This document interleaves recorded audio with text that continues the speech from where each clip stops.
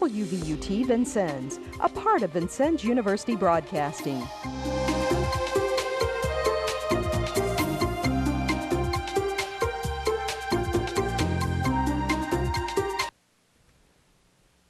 Good evening. In the news tonight, former Illinois Governor George Ryan is found guilty on charges stemming from an 8-year probe in corrupt state contract dealings. And for everyone who has put off doing income taxes until the last minute, your time is up. In sports, the Boston Red Sox celebrated Patriots Day with a dramatic win, and thousands of runners are participating in the Boston Marathon.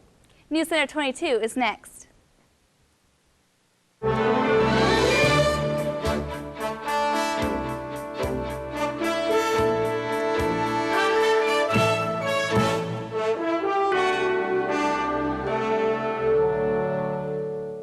Former Illinois Governor George Ryan says he'll appeal after being convicted on all charges in his racketeering and fraud trial. The jury deliberated for 10 days. Ryan says he doesn't think the verdict reflects the public service he's provided for over 40 years.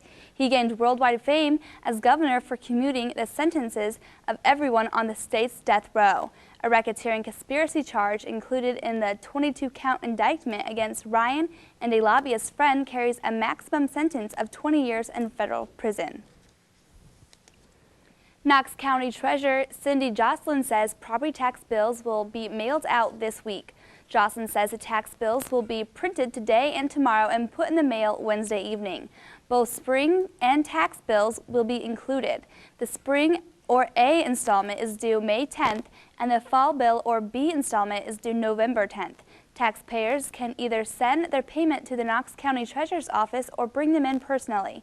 If you do mail your payment in, make sure to include a self-addressed stamped envelope to receive your receipt. The Treasurer's office will be open Saturday, April 29th and Saturday, May 6th to accept payments. Today is tax day. Filers have until midnight tonight to get their federal tax forms to the post office. In Washington, Americans for Tax Reform gathered for their annual Tax Day rally. Members of the organization, along with other groups, are asking lawmakers to be held accountable for how they spend America's tax dollars.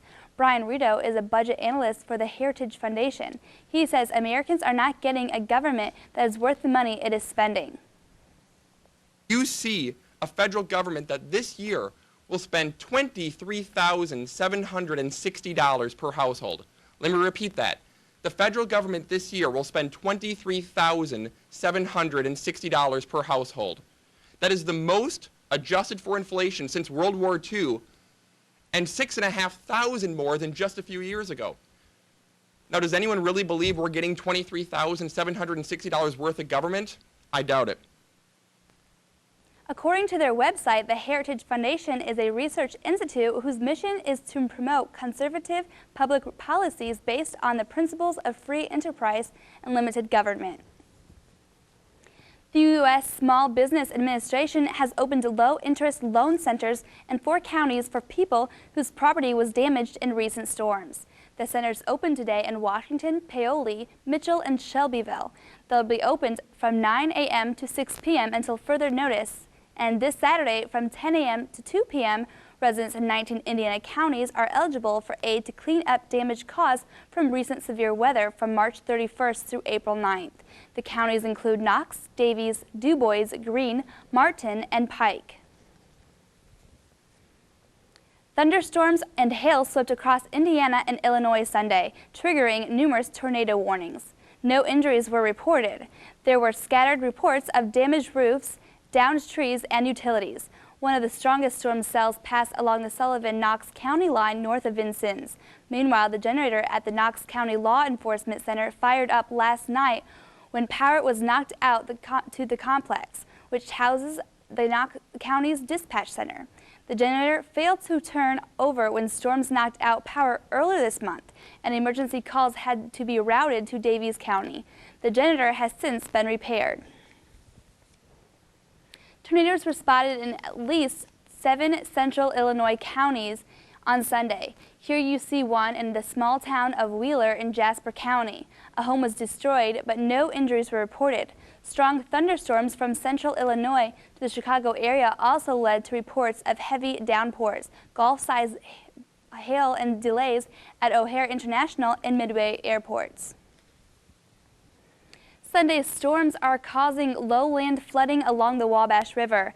Forecasters expect the most significant flooding to be along the southwestern portion of the Wabash River. Between 3 and 4 inches of rain fell Sunday in the southwest corner of Sullivan County. The Wabash at Vincennes is expected to crest at 15.8 feet on Sunday.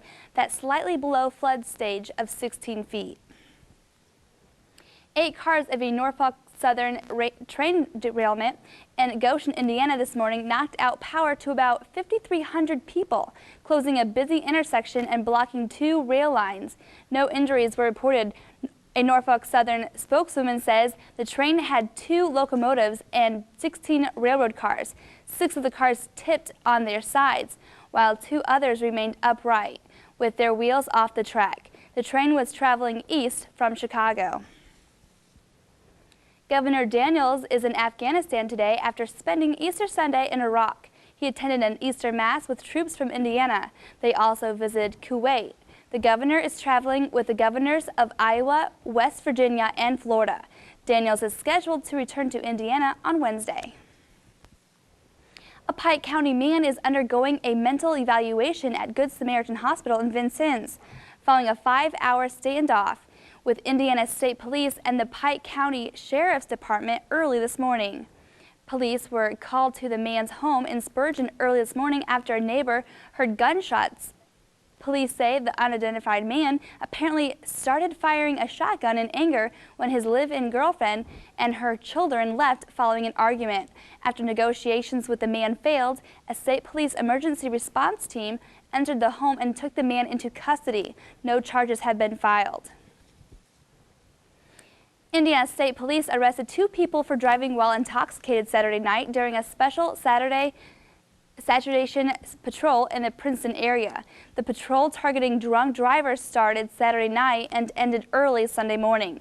In addition to arresting the 2 drunk drivers, police also issued 15 traffic tickets.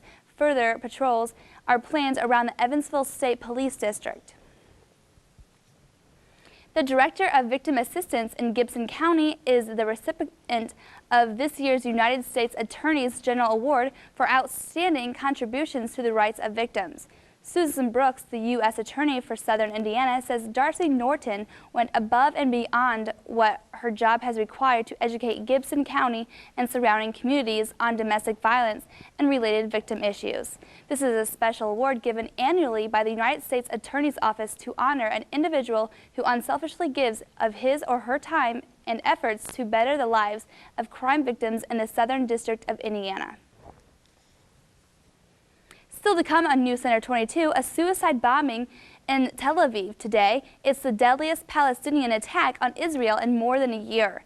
And heavy rains in California are creating shortages and higher prices for produce. Stay with us.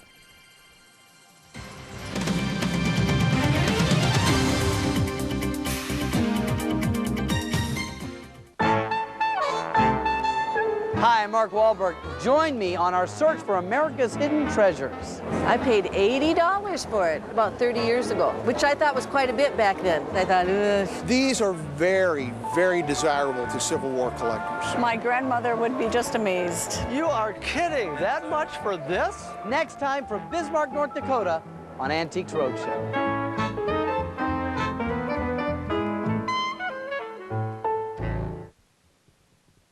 Today's suicide bombing in Tel Aviv is the deadliest Palestinian attack on Israel in more than a year. The new Hamas Palestinian leaders say the bombers who killed 9 others was making a legitimate response to Israeli aggression. The White House says there's no excuse for such a despicable act of terror. No reports of U.S. casualties in an eye-catching attack in Iraq today. A car bomb went off near a U.S. observation post in Ramadi. It created a huge fireball and damaged buildings and cars on a main road. Officials say the front end of the vehicle and the 2 wheels are all that's left.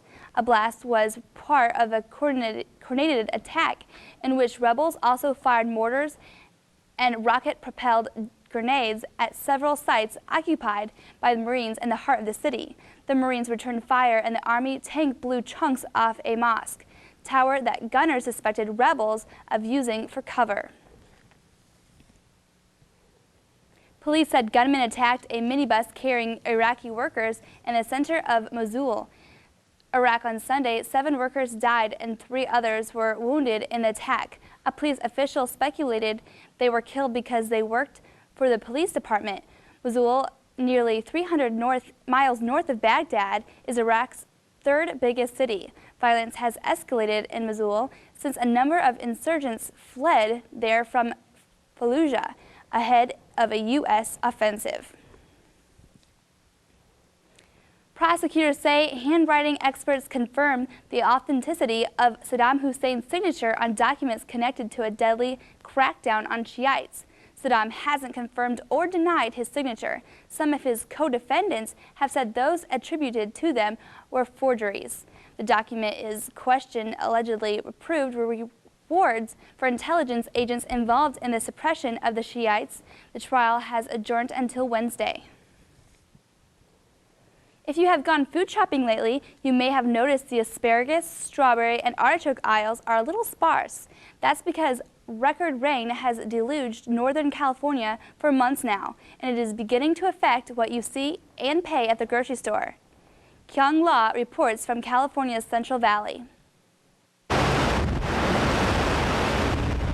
This silence is deafening for almond farmer Vito Chiesa. Normally his fields are alive with activity. Every day that it continues is more money that's going out of our pocket.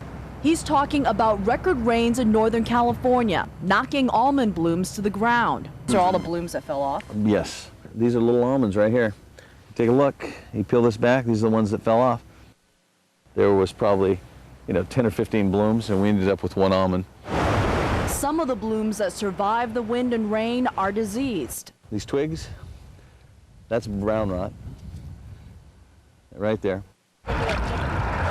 Across the valley, strawberry farmers have their own problems. Half the fields are underwater. Right now we are looking at about 50% or more damage for the total year harvest. So all this is rotten because of the rain? All these are rotten. The ripe ones, the green ones, the flowers, it's a lot of damage. Strawberries are particularly hard hit because harvest time for them is right now. But this is a story that's being repeated across Northern California crops. Initially, people will see the impact on things like strawberries and asparagus and some of the other crops that are being harvested right now. They may not be as plentiful in their stores as they would normally be. A lower supply often means higher prices in grocery stores. We'll be seeing the impacts of this in California throughout the remainder of the summer and fall, and that will affect what people see on their grocery store shelves as well. And while consumers face higher prices, farmers don't expect to join in the economic harvest. The record rains have left them knee-deep in debt. Kyung La, CNN, California's Central Valley. The White House says the new chief of staff has told the president's aides to expect changes and adjustments. A spokesman says Josh Bolten isn't requesting anyone's resignation, but he is asking anyone who's thinking of leaving by the end of the year to quit now. The results are in, and 2 vehicles earned the Insurance Institute for Highway Safety's Top Safety Pick Award. Brianna Keeler tells us which ones fared well and which ones didn't. If you want to roll in a safe ride, the Insurance Institute for Highway Safety says it should stand up to accidents from all sides. In the latest crash tests, that's just what the Kia Sedona did, making it a top safety pick and the only minivan to ever earn that distinction. The Kia Sedona provides good protection in frontal crashes, rear crashes, and also side impacts. So that's good news for families shopping for that. GM's minivan, the Uplander, received some of the lowest marks. It did not perform well in side tests, the rear seat coming completely detached from the car in the test with optional side airbags. GM responded to the results saying, "In the 10 years this basic structure has been in use for these vans and their predecessors, we know of no cases in which a rear seat became detached in a side impact." GM says the test does not warrant concern, but the Uplander's design will still be improved. If you're in the market for a safe small car instead, Subaru's Impreza got the top safety pick award. In the Institute's first test of a hybrid, the Toyota Prius performed well in frontal crash tests. In side impact tests, it did well with optional side airbags, but poorly without. Other vehicles were tested as well, and some of these results apply to related models. So go to iihs.org if you want to see how all of the cars fared. In Washington, I'm Brianna Keeler. The Insurance Institute of Highway Safety released the results of their latest crash tests today, involving automobiles in the small car category. Frontal, side impact, and rear collision tests were performed on the vehicles. Of the 3 small cars tested, the Subaru Impreza was awarded the top safety pick of gold. The Toyota Prius received good marks on some tests, but poor marks on side impact tests without the optional side airbags. The Mini Cooper received acceptable marks on its test. With gas prices soaring higher, bigger is not necessarily better when it comes to vehicles. Christopher King tells us we may be seeing more mini cars on the road. Why not? I would love it. I would love it, yes. Hey, great for going back and forth to work, easy to park. Looks great. It's just a fun car. Manufacturers at the New York Auto Show are rolling out pint-sized rides to attract drivers who want to trade in the high-profile bulk of the SUV for the fuel efficiency and ease of the subcompact. This year, the biggest question has been, what's the fuel economy? How much miles to the gallon am I going to get on this vehicle? Automakers are hoping small is big in America, with the prices of most of these vehicles ranging from about $10,000 to $15,000. The appeal is simple. Comfort, easy to park, low gas, a better gas economy, probably low maintenance on the car. The smart car from Zapp gets about 40 miles to the gallon, the highest the company claims for a conventional combustion engine. There is still, a little bit of a niche market that wants to drive socially responsible, cute, fun cars around, to be noticed, to help out the economy. Now, the makers of these extra small cars are banking on the idea that rising fuel costs and concern for the environment will drive consumers to downsize and buy micro-sized vehicles like this smart car. The question is, can they stand up to the demands of American roads? The smart car rated 3 out of 5 stars in European crash tests. You'll see with your own eyes that this really is, in an impact collision, is really one of the safer cars. But how safe are smaller cars overall? The Insurance Institute for Highway Safety says smaller vehicles lack the crush space in front to absorb the impact of a crash. According to the group, mini cars accounted for 117 fatalities per million drivers in 2004, more than almost any other vehicle category. If you are putting your family in a small car to save money at the gas pump, that's a risky proposition because small cars are less safe than bigger vehicles. Some consumers aren't buying that. That is a myth. People think if they have a lot of metal around them, it's better.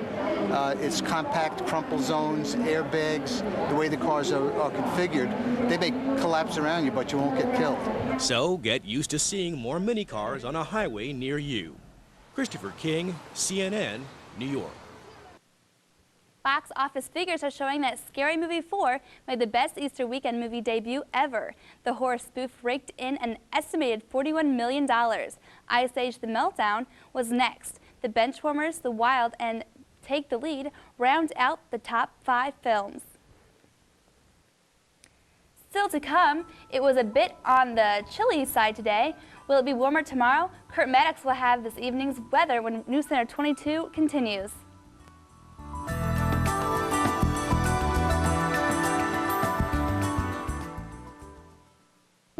During World War I, over 1 million Armenians were put to death at the hands of the Ottoman Empire.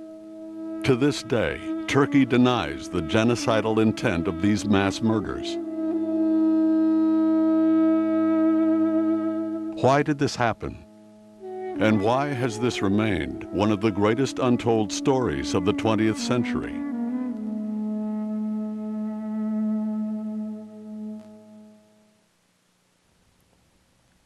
Well, Kurt, are we expected to have any more storms like we had last night? Well, yes, we are. It's later in the week. They're not going to be as heavy as last night's storms, but we will have some around Thursday or Friday. Good evening, everyone.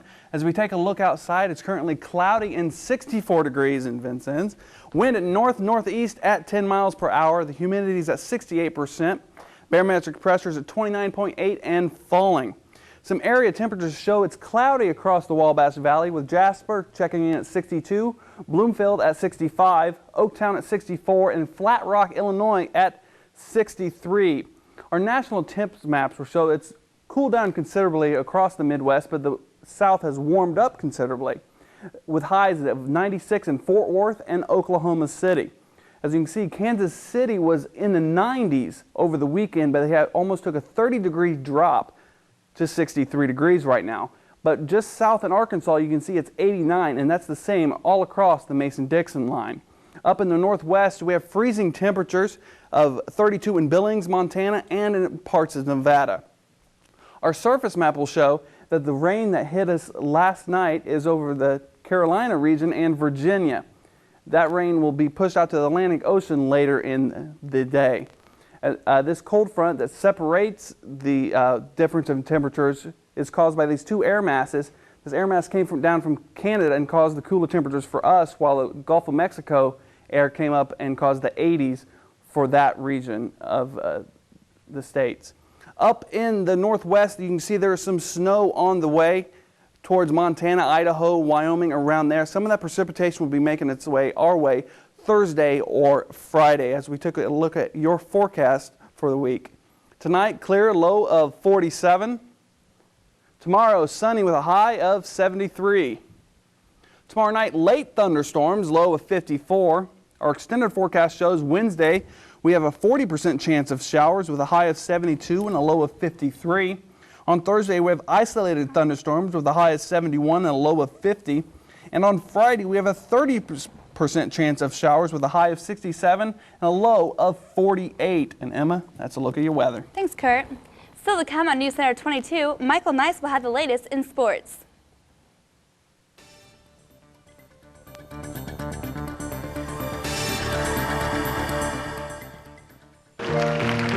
All the cats are competing for best in show.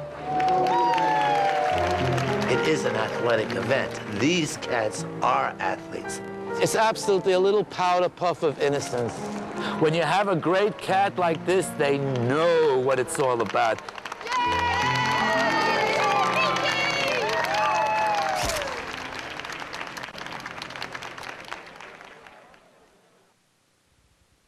A busy day in Beantown. Good evening, everyone. For TV 22 Sports, I'm Michael Nice. They celebrate Patriots Day in New England on the third Monday of April, and that means two things for sports fans: a late morning start at Fenway Park and the running of the Boston Marathon. Mark Loretta's two-out, two-run homer in the bottom of the ninth inning lifted the Red Sox to a 7-6 win over visiting Seattle. The Mariners had taken a 6-5 lead in the top of the ninth on pinch hitter Roberto Prigini's RBI grounder. Meanwhile, Robert Chariot was the first man across the finish line at the Boston Marathon. Fellow Kenyan Rita Jeptu won the women's race. Chariot covered the 26-mile, 385-yard distance in a course record time of 2 hours, 7 minutes, and 14 seconds, shaving 1 second off the old mark set in 1994. Countryman Benjamin Mayo was the runner-up, 1 minute and 6 seconds behind the winner. Turning back to baseball, Albert Pujols hit 3 homers as the St. Louis Cardinals beat Cincinnati 8-7 yesterday.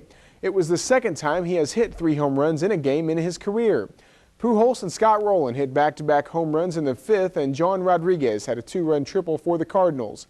Both teams played without their starting center fielders. Jim Edmonds missed his second game with right shoulder soreness, and Ken Griffey Jr. missed his 4th straight start for the Reds with stiffness in his right knee. Todd Walker hit a 2-run homer in the first inning. Aramis Ramirez added the 2-run shot, and the visiting Chicago Cubs beat the Pittsburgh Pirates 7-3 yesterday. The Cubs won 2 of 3 in the weekend series despite losing 2-1 to Zach Duke on Saturday night. Glendon Rush gave them an effective start yesterday to beat the Pirates for only the second time in 9 career decisions. Barry Bonds' 2006 season-long slump continues. 11 games into the season, the San Francisco Giants slugger is still without a home run. Bonds is stuck on 708 home runs, 6 short of Babe Ruth's 714 and Henry Aaron's all-time mark of 755. The Giants blanked Los Angeles 2-0 last night. Bonds went 0 for 2 and was taken out of the game after being hit by a pitch. The San Antonio Spurs moved closer to clinching the first place in the Western Conference by beating Minnesota 103-90. Resting their regulars, the Spurs got 57 points from their bench. Tim Duncan had 10 points and 8 rebounds in 20 minutes for the Spurs. They need one more win or one more Dallas loss to seal the Southwest Division title and secure home court advantage until the NBA Finals with the West's top seed. Richard Hamilton scored 28 points and Tayshaun Prince added 20 as the Detroit Pistons set a franchise record for wins in a 103-97 victory over the New York Knicks. The 64-16 Pistons broke the mark of 63 wins set by the 1988-89 NBA champions. Knicks coach Larry Brown missed his second straight game with a stomach ailment. Nate Robertson led the Knicks with 23. The Indiana Pacers will try to improve their seeding in the playoffs as they visit the Toronto Raptors tonight. The Pacers lost to Charlotte 92-91 in overtime on Saturday night, but still clinched a playoff berth when Philadelphia lost to a streak by beating Detroit 108-103 on Friday night. Zach Randolph has been suspended one game by the Portland Trail Blazers for leaving the arena during Saturday's game against Golden State. The Blazers' leading scorer will miss tonight's road game against the Warriors. General Manager John Nash says Randolph committed a series of separate actions that were insubordinate and detrimental to the team, culminated in his decision to leave the arena during the third quarter of Saturday's game while on the inactive list. Connecticut's Rudy Gay announced today that he will forgo his final 2 years of college eligibility and enter the NBA draft. The 6'9" forward was a consensus All-American in his sophomore campaign and one of 4 finalists for the Naismith Player of the Year award. He averaged a team-best 15 points a game this past season and is projected to be a lottery pick. Huskies point guard Marcus Williams is expected to make his decision in the next several days. The NBA draft is June 28th and the deadline to declare for it is April 29th. Greg Oden was the overwhelming choice for Indiana Mr. Basketball for 2006. The Indianapolis Star made the announcement Sunday. The 7-foot senior center has led Lawrence North to 3 straight Class 4A state championships and will play at Ohio State this fall. Indiana quarterback Blake Powers threw 2 touchdown passes of 76 and 84 yards in the final 9 minutes as the Cream team beat the Crimson in the Hoosiers' annual spring scrimmage. The running game was another matter. Top receiver James Hardy set out the game with a minor groin injury. Aaron Baddeley is celebrating his first win on the PGA Tour. Baddeley charged from behind with a 1-under-71 to beat Jim Furyk by 1 shot and win the Verizon Heritage at Hilton Head. Baddeley is the second straight Australian to win the Heritage. Peter Lennard won last year. Vaughn Taylor and Billy Mayfair tied for 3rd. And Emma, that's a look at your sports. Thanks, Michael. Still to come on Newscenter 22, a look at this year's White House Easter egg roll. Stay with us.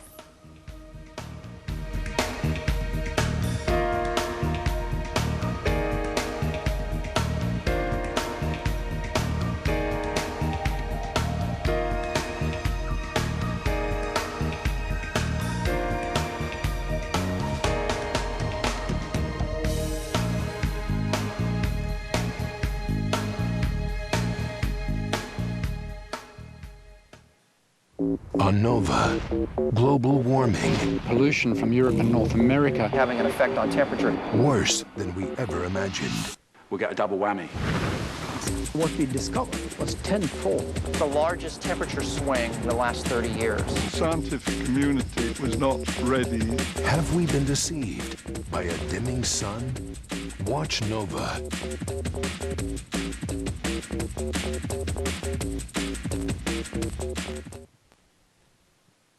A drizzly day for rolling eggs on the White House lawn. Before the day is out, more than 10,000 people, including some same-sex couples, are expected to don their plastic ponchos for a chance to participate in the 100-year-old tradition.